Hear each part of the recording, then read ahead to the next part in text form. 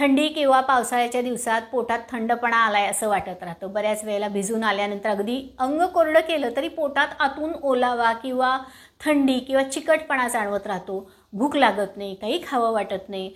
कधी कधी छातीवर पोटावर काहीतरी थंड कापड गुंडाळले असं वाटत राहतं. तोंडाला चव नसते. कधी कधी तोंडाला वास येत असतो, म्हणजे दुर्गंध येत असते, लाळ चिकट येत असते, ढेकर साफ येत नाहीत किंवा जरी ढेकर आली तरी खाल्लेल्या अन्नाचाच वास येतो. गॅस साठून राहतात.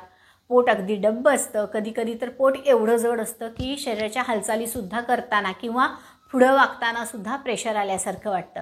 अशा या स्थितीत अशा वेळेला अपचन, पोटदुखी, गॅसेस या सगळ्यांवर एक रामबाण उपाय म्हणजे ओवा.